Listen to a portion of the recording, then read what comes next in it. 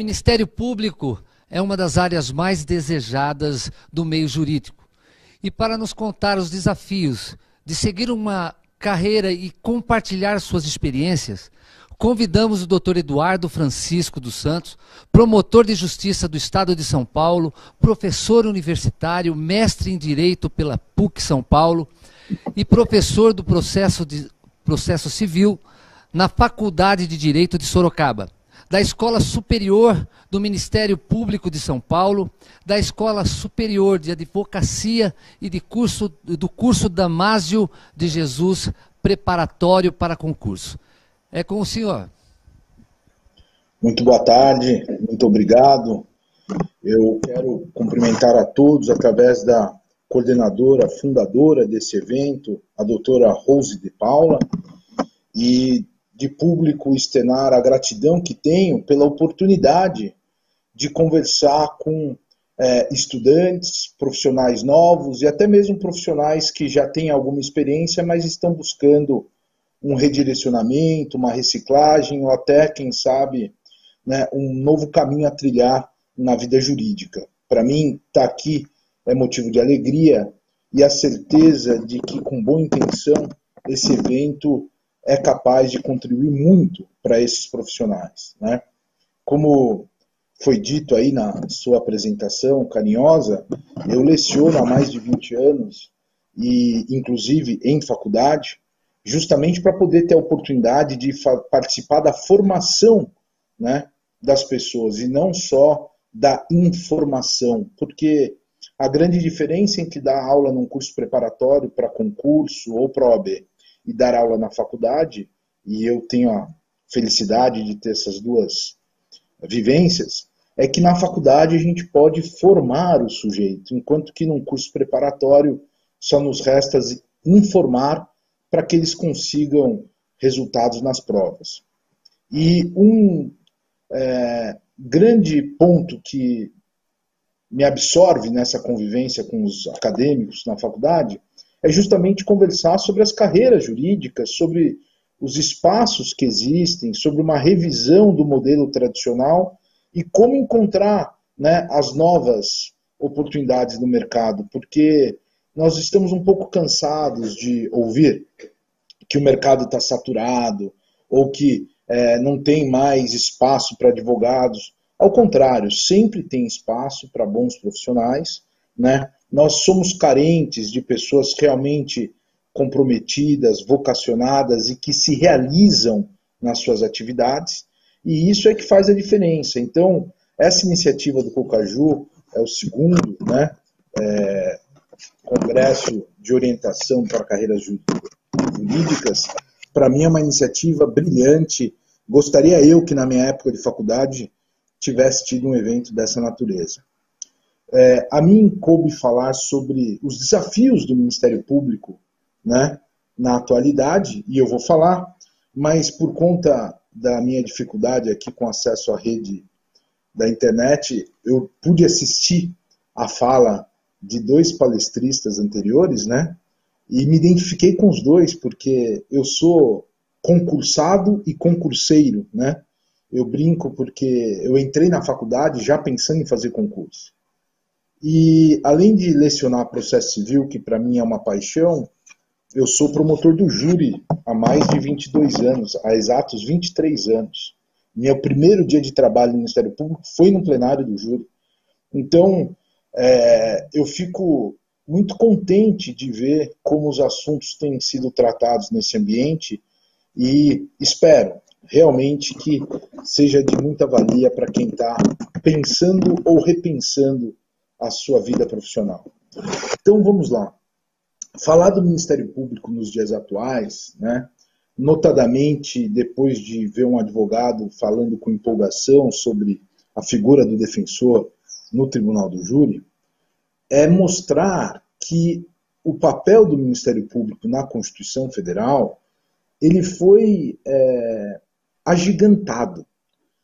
Nós deixamos de ser, né, aquela instituição que lá na origem cuidava dos interesses da coroa, do rei, né? Deixamos de ser aquela instituição que até 1988 se limitava a fazer acusações na área penal e tocar o processo penal representando o Estado e a sociedade violada quando da ocorrência de uma infração penal, e passamos a ter a responsabilidade de zelar, né, pela ordem jurídica, pelo regime democrático e pelos interesses sociais e individuais indisponíveis, né? Por que eu falo isso? Porque eu sempre estudei na faculdade, aqui um parênteses, eu entrei na faculdade pensando em ser juiz, né? E então eu já entrei na faculdade com a obrigação de gostar de todas as matérias e entender todo o direito, porque se eu queria fazer concurso para magistratura, eu teria que saber todas as matérias. E eu não fechava magistratura estadual, federal, trabalhista. Então eu sempre estudei todas as matérias do direito com a mesma importância. E o que acontece? Eu pensava em ser juiz exatamente porque não sabia o que fazia um promotor, né? E foi depois, no final do 5º ano, quando eu fui fazer um curso preparatório, que eu me deparei com alguns promotores dando aula sobre ação civil pública, sobre a tutela dos interesses meta-individuais, né? Que são justamente esses interesses maiores, os interesses difusos, os interesses de toda a sociedade ou de um grupo expressivo da sociedade, é que eu me apaixonei pelo Ministério Público.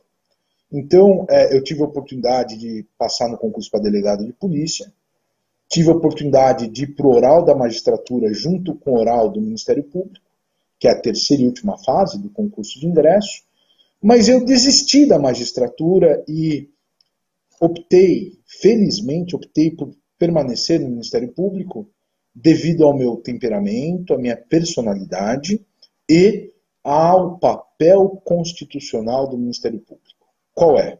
É um papel de instituição atuante, provocadora, dinâmica. Isso é diferente do papel da magistratura, que é muito relevante, mas exige pessoas que tenham um temperamento um pouco mais passivo, que tenham a serenidade de esperar o momento em que o assunto chega, né? E depois de perceber o debate das partes, se manifestar em uma decisão. Eu não tenho esse espírito, eu não tenho toda essa calmaria de alma. Eu preciso ir atrás, eu preciso fazer e ver acontecer. Não quer dizer que eu sempre consiga, mas eu não tenho personalidade para aguardar que as coisas cheguem até mim. Eu acho que qualquer notícia deve ser verificada, e se verificado elementos que confirmam algo que exige alguma atuação, nós temos que atuar. Acontece que esta atuação não pode ser impetuosa, esta atuação não pode ser preconceituosa, e mais do que isso, esta atuação tem que ser efetiva. Ou seja, não adianta o trabalho pelo trabalho, o processo pelo processo. Nós precisamos, através do trabalho e do processo ou do procedimento, eu já explico o que eu quero dizer com isso, chegar a um resultado que realmente melhore aquela situação. Por quê? Porque nós, do Ministério Público, não cuidamos de interesse de uma pessoa, né? Ou de um direito, ou de uma situação. Nós tratamos de situações jurídicas que abarcam muita gente, de forma direta ou indireta, né? Então, aproveitando a deixa, e eu já vou falar especificamente como eu vejo os desafios do Ministério Público no mundo atual, eu que atuo no Tribunal do Júri, eu entendo que atuar no Tribunal do Júri é muito menos fazer uma atuação maravilhosa em plenário e elogiada por quem assistiu, e muito mais a gente entender, primeiro, o drama que existe por trás do processo. Porque se nós temos um Tribunal do Júri é porque alguém morreu ou quase morreu, e um agente dolosamente matou ou quase matou. Aí nós temos que entender, né, que, primeiro, existe uma família que foi privada de um ente querido. Segundo, que no nosso sistema não existe pena de morte, então ninguém tem o direito de matar o outro, né? E terceiro, em que circunstâncias isso aconteceu? Por quê?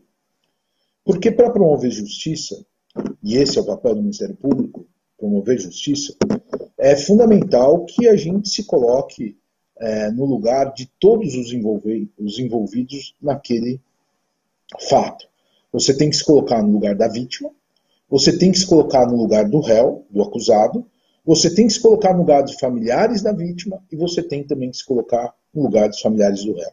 Se você conseguir fazer isso com alguma precisão, você vai chegar na melhor solução justa para esse caso. E aí é só defendê-lo em plenário, ainda que isso seja reduzir a acusação, sustentar a acusação na íntegra ou até pedir absolvição. O problema é que, quando a gente escuta a fala de qualquer advogado empolgado com o tribunal do júri, a gente nota que realmente sempre haverá algo que tem que ser dito em favor de quem está sendo acusado. Mas existe um drama por trás disto, que é o seguinte: o processo penal, ele foi, mesmo com as alterações constitucionais, todo pensado para proteger o réu de algum excesso estatal. E nunca se pensou em nada que fosse dar atendimento ou compensação, ou pelo menos uma satisfação para a vítima e seus familiares. E acho que um processo penal efetivo, ele não pode se preocupar só com o réu ou só com a vítima. Ele tem que se preocupar com os dois. E a grande diferença é que enquanto o advogado ou os advogados falam sobre os direitos do réu, o Ministério Público é quem fala sobre os direitos, né, da vítima, da sociedade e dos familiares da vítima, que, em qualquer contexto de crime contra a vida, foram todos ofendidos, e não só quem levou o tiro e acabou perdendo a vida. Então, quando a gente pensa no Ministério Público da atualidade, o grande desafio é o Ministério Público conseguir um diálogo efetivo com a sociedade, porque ele nada mais é do que o verdadeiro representante da sociedade. Segundo, o Ministério Público entender que conseguir o melhor resultado ou o resultado mais justo nem sempre é aplicar friamente o texto da lei. E sim, nós entendermos todos os aspectos relevantes daquele fato, não só do ponto de vista jurídico, do ponto de vista técnico, do ponto de vista da saúde, do ponto de vista social, para então buscarmos um enquadramento jurídico que respeite o ordenamento jurídico, mas que gere, ao final, um resultado justo, uma solução equilibrada e, mais do que isso, que traga algum benefício ou uma compensação para o bem-estar comum.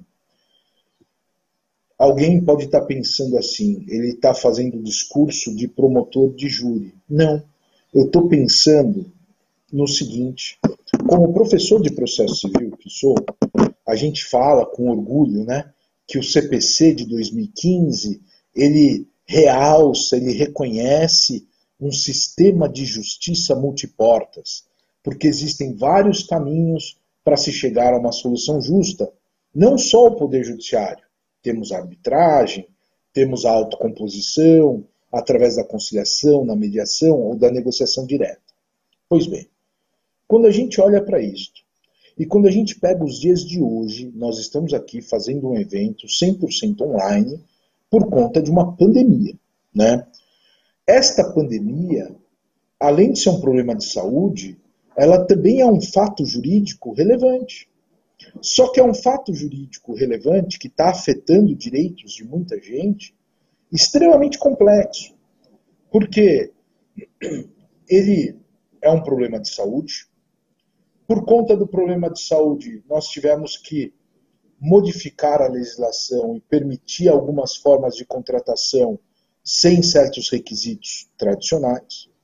Por conta dessa contratação sem requisitos tradicionais, há notícias, mas eu não estou atuando em nenhum caso, há notícias de que houve compras superfaturadas, dinheiro eventualmente desviado, né? E por trás de tudo isso, corrupção. Pensa um pouquinho comigo, você que é acadêmico, você que é profissional do direito. Nós todos do direito vamos ter que lidar com as consequências jurídicas desse problema.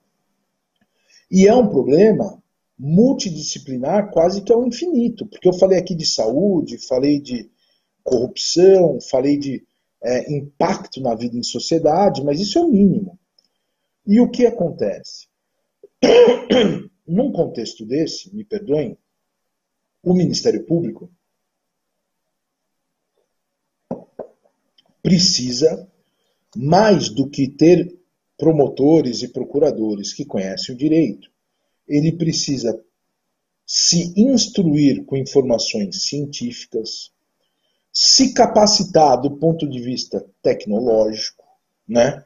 Ele precisa inovar a sua metodologia de trabalho para poder lidar de maneira satisfatória com questões tão complexas como estas.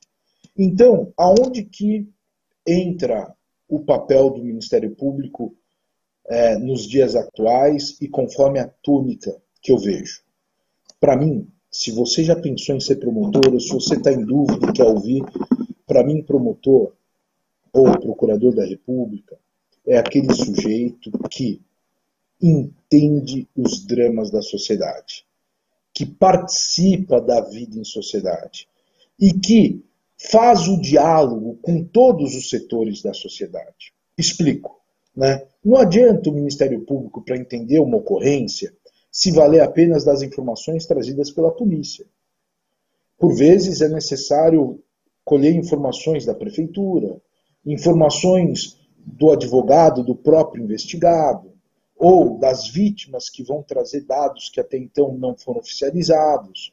Ou seja, nós precisamos de um Ministério Público intimamente ligado à sociedade que ele representa, aberto para atender a todos e consciente da necessidade de colher todas as informações sem preconceito para poder entender o fato, para só depois pensar como se dá o enquadramento jurídico desses fatos, pensando também nas outras consequências. Por quê? Eu vejo que algumas medidas do Ministério Público, dentro da lei, dentro do sistema, elas acabam, às vezes, engessando, por exemplo, o administrador público. Né? Um prefeito de uma cidade pequena, quando pega um promotor muito animado em adotar providências jurídicas, sem perceber as consequências das providências jurídicas naquele ambiente, por vezes ele acaba imobilizando um prefeito de uma cidade pequena. Né? É necessário que os promotores entendam como funciona a gestão pública, como funciona o orçamento público, quais os impactos de um bloqueio, por exemplo. Isso não quer dizer, de forma alguma, ser condescendente com condutas ilícitas. Mas, sim, ao identificar uma conduta ilícita, procurar entender se houve algum motivo que pudesse justificar aquilo.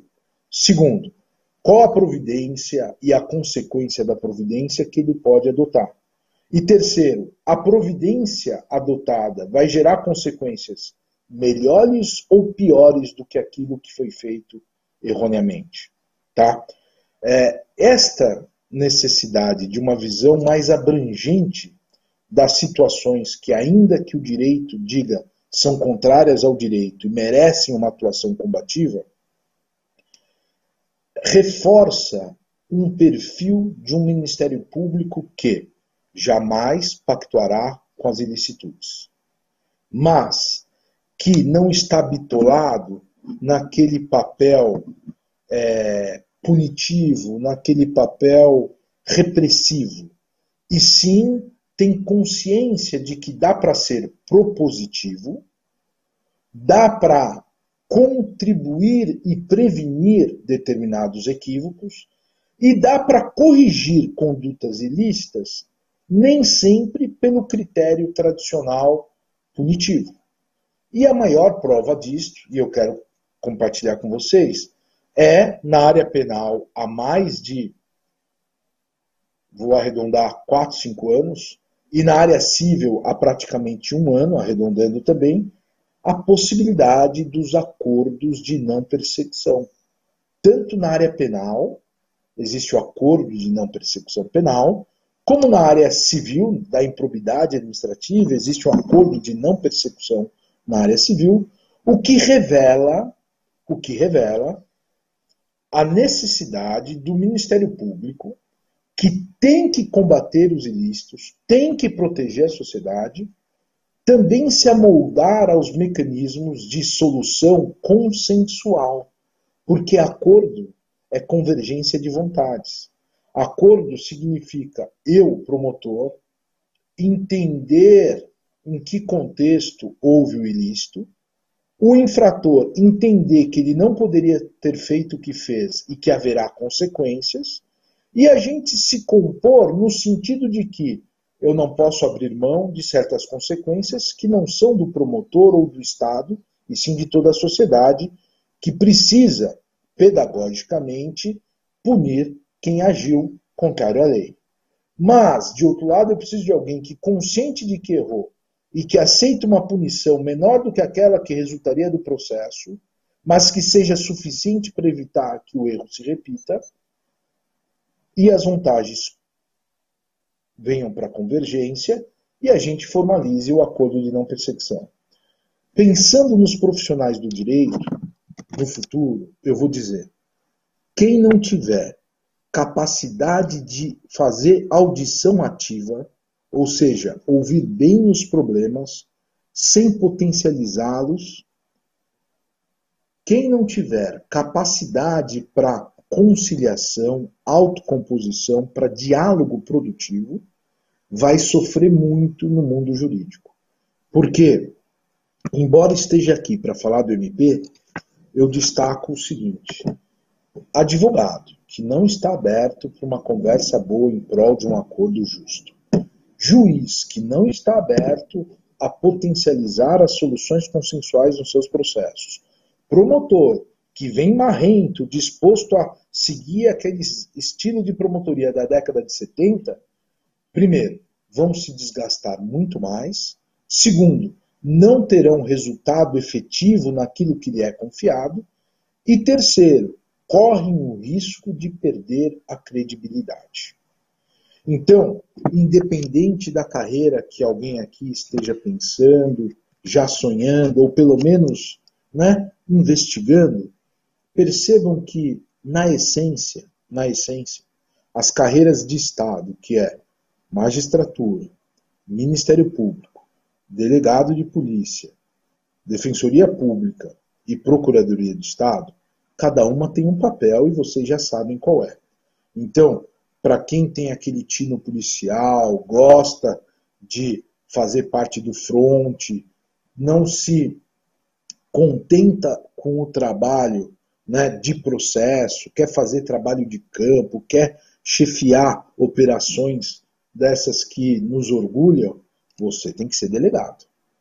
Se você gosta de tudo isso e gosta de trabalhar no processo, gosta de participar da colheita dessa prova, de contribuir, de às vezes em parceria, participar de algumas diligências externas, mas conduzir o processo com essas provas colhidas, no ambiente penal ou no ambiente não penal, porque os interesses difusos envolvem área da saúde, consumidor, meio ambiente, patrimônio público, idoso, infância e juventude, é infinito.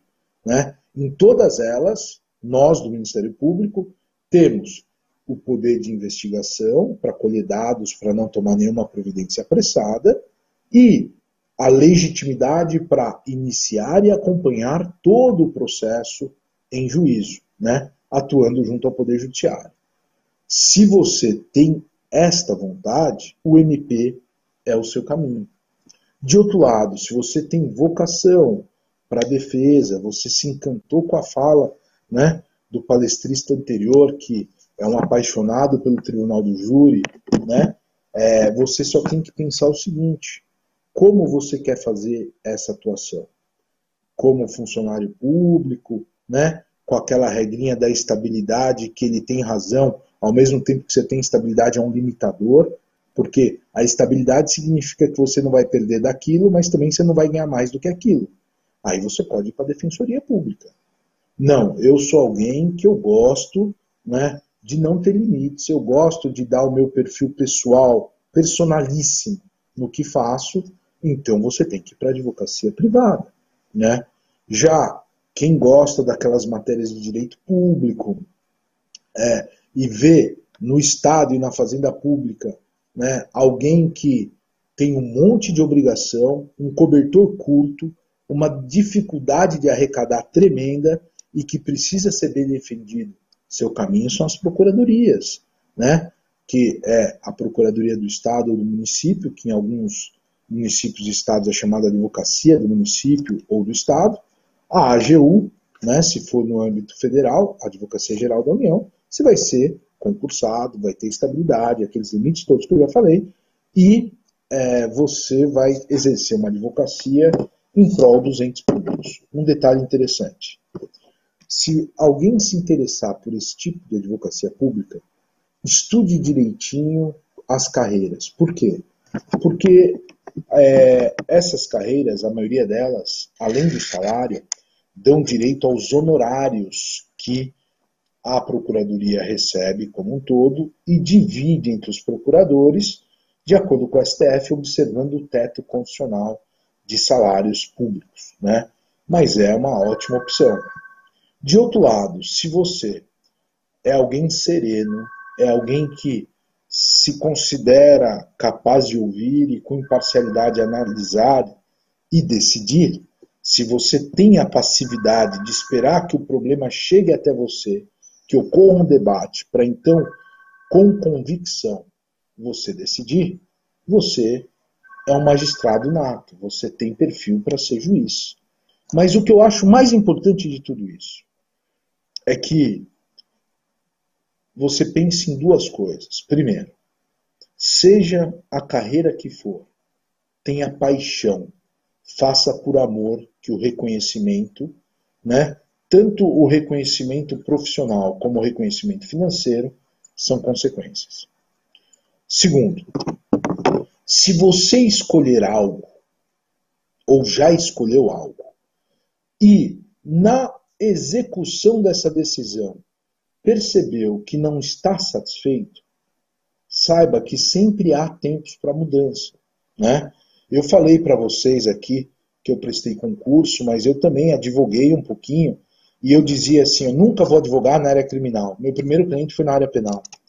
E ganhei um bom dinheiro, e tive que fazer, era justo. Não pense que defender bandido. Não, era uma situação tecnicamente muito interessante. Isso tudo, né? Porque independente da carreira que você escolher, se você não for flexível para absorver as mudanças que vão ocorrer enquanto você estiver na carreira, e você está se aperfeiçoando e se adequando às realidades e aos cargos que você está ocupando, aí você vai sofrer. E ao invés do trabalho ser um meio, né, de proporcionar benefício para vocês, ele vai se tornar um sacrifício, vai gerar frustração, e é tudo que a gente não pode ter, né? Porque nós sabemos que as carreiras jurídicas exigem responsabilidade. É um trabalho que absorve, mas tem que ser feito com a dedicação que nasce, né, me desculpa a expressão, do tesão daquilo que temos quando estamos trabalhando. E da certeza de que os resultados que vêm, eles vêm para o bem de toda a sociedade, ou de todo aquele propósito que você se dispôs a defender, e também para confirmar a sua vocação. É por isso que, notadamente aos acadêmicos, eu digo: escolham com calma e executem. Mas não tenham medo de, no futuro, redirecionar, fazer uma nova escolha, porque nós precisamos dessa versatilidade. Nós precisamos dessa flexibilidade. E quando eu falo dos desafios do Ministério Público no presente, é exatamente porque o Ministério Público, como uma instituição essencial à justiça, que hoje no Brasil tem mais de 6 mil membros, ele precisa ser flexível, entender quais as necessidades atuais para que ele consiga cumprir tudo que a Constituição Federal espera e cada vez se aproxime mais da sociedade, cada vez compreenda mais os fenômenos sociais para, com um conhecimento interdisciplinar, possa compreender melhor a situação jurídica para então fazer a propositura de medidas que no ambiente de justiça solucionem da melhor maneira a situação. Resumo, quem tem vocação para promover justiça não é meramente acusador, denunciador ou autor de ações. É alguém que primeiro entende o drama e pensa como solucionar esse drama de modo a trazer menos impacto e mais acomodação para o bem-estar social. Esse é o desafio do Ministério Público, esse é o ponto que nós vivemos no momento, né? Claro que o MP, tendo a titularidade exclusiva da ação penal, tem a função de continuar movendo a ação penal, ou seja, acusando quem se envolve em infrações penais. Mas mesmo esta atuação, ela de certa forma, ela já tem um outro jeito de ser. Por quê? Antes da gente iniciar uma ação penal, a gente tem que ver se o infrator não tem direito a alguma das formas de solução consensual. Que desde quando, em 1995, foi criado o Juizado Especial Criminal, já existe transação penal, suspensão condicional do processo, acordo de não persecução, que é algo mais recente. Tudo isso faz com que o Ministério Público, que tem a titularidade da ação penal, passe a ter também o direito de, abre aspas, negociar dentro dos limites da lei medidas sancionatórias que sejam proporcionais e sem a necessidade de percorrer todo o processo, desde que o infrator do outro lado, ou o investigado, né, porque a gente ainda não tem uma sentença, concorde e venha para a solução consensual. E eu vou dizer um dado da realidade para vocês. A maioria, né, dos processos que eu atuei, que teve oportunidade de solução consensual, os averiguados, os investigados, enfim, quem se envolveu na situação, sempre se mostrou disposto, pelo menos, a dialogar. E a maioria aceitou a proposta de solução consensual, que evidentemente não é imposta. Hein? Não é imposta. E o que eu penso? Eu penso que o direito passa por transformações e que várias áreas novas do direito vêm surgindo a cada dia, né? Eu tenho prestado muita atenção na questão do direito digital, tenho ficado atento às técnicas de investigação das infrações por meio digital, né? E tenho percebido que, do ponto de vista do direito econômico, né, falta muita compreensão de todos nós, operadores do direito. Quando eu falo direito econômico, são aqueles direitos relacionados à questão da concorrência das empresas, de domínio de mercado e de como equalizar situações que, por vezes, não caracterizam, né, exatamente uma situação de monopólio ou uma situação de concorrência desleal, mas que precisa ter encaminhamento jurídico adequado. Fora isso, eu imagino que no ambiente privado, né, eu falo do direito civil, do direito civil, tudo que é não penal, não punitivo, eu percebo que as formas que antigamente eram chamadas alternativas de solução de conflito e que agora são chamadas de formas adequadas de solução de conflito, se mostram cada vez mais presentes e mais fortes. Então, se eu pudesse dar uma dica para amigos meus que estão se formando ou na faculdade ainda, ou recém-formados, mas querendo experimentar novos ares, eu não deixaria de dar uma verificada na questão da arbitragem, né? Eu conheço empresários que hoje resolvem 70%, 80% das questões que são empresariais, entre sócios, entre empresas, só por arbitragem. E também acho muito importante, independente da função que pretende exercer, todos nós nos capacitarmos para sermos conciliadores ou mediadores. Porque lembre-se, em qualquer das funções que você exercer, se você tiver a capacidade de conciliar e de mediar, você vai solucionar muito mais problemas que os demais profissionais. E eu vejo, por exemplo, que no ambiente da advocacia privada, os grandes escritórios, eles se dedicam muito às tratativas pré-processuais de negociação, evitando ao máximo a judicialização do assunto, exatamente porque sabem que, se judicializar, nem sempre vai chegar na melhor solução e nunca se sabe quando chegará a solução final. Então, nesse congresso que se refere às carreiras jurídicas, ao leque de opções que o direito proporciona, seria, no mínimo, indispensável dizer, aprendam a negociar. Porque até nas áreas que era proibido a negociação, hoje a lei permite a negociação. A ação de improbidade permite agora a autocomposição e o direito penal permite a autocomposição. Essa é a dica que eu gostaria de transmitir para vocês nessa oportunidade. Obrigada, doutor Eduardo. Com certeza a experiência compartilhada aqui fará muita diferença no processo de escolha para atuar como membro do Ministério Público. Doutor, qual é a dica que você considera essencial para quem quer prestar concurso para promotor de justiça? Tá. Eu vou falar para o promotor de justiça, mas vale para qualquer concurso.